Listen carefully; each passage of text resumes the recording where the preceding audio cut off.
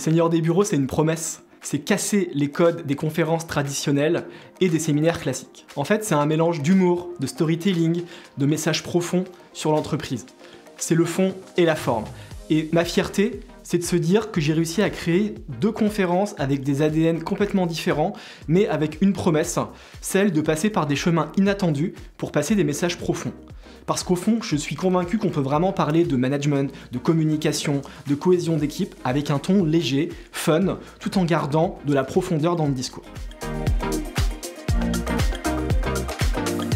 J'ai vraiment voulu prendre le meilleur des 2 mondes, garder le côté expertise, message profond, apprendre des choses issues des meilleures conférences du monde de l'entreprise, mais incorporer également ce côté un peu show must go on, de spectacle, de narration, qui fait qu'on est captivé par un bon spectacle.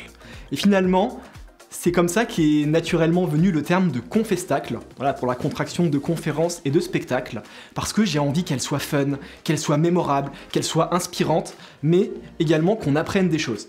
Et mon objectif, c'est vraiment qu'on s'en souvienne pendant longtemps. Une émotion, clairement. Et j'ai choisi la joie et la surprise. En fait, ce que je veux, c'est que les participants chantent les chansons pendant des semaines à la machine à café, qu'ils reparlent entre eux des personnages en se disant « Ouais, c'était quand même très fun, mais finalement, Marco, il avait quand même pas tort. Peut-être que finalement, j'aurais des choses moi aussi à comprendre de ce personnage-là. » Bref, je veux que ce soit mémorable, et les neurosciences sont très claires à ce sujet. Quand on a une émotion qui est liée avec un souvenir, eh ben ça ancre beaucoup plus la mémoire. J'adore l'introduction de Mon travail, mon précieux. Imaginez la scène. L'animateur me présente, et je n'ai pas encore dit un mot, et là, la musique des Sunlight des Tropiques résonne. J'adore voir le regard des participants qui se disent « Non, il va quand même pas oser, il va quand même pas chanter. » Eh bah si.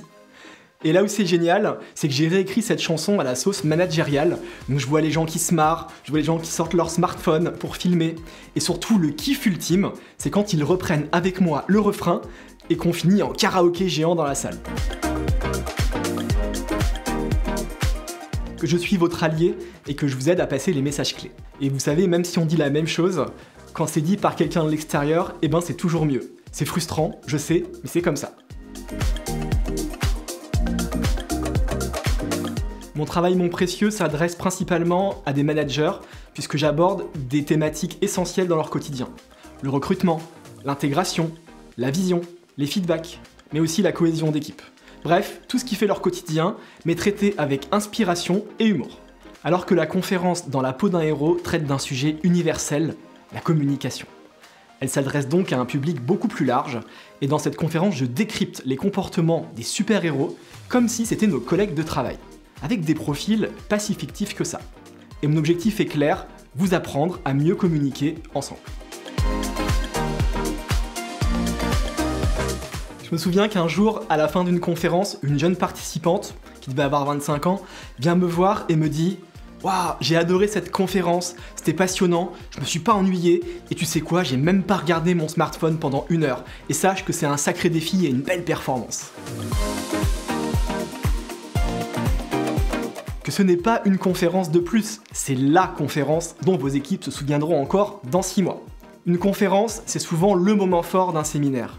Et créer des souvenirs communs, c'est un super investissement.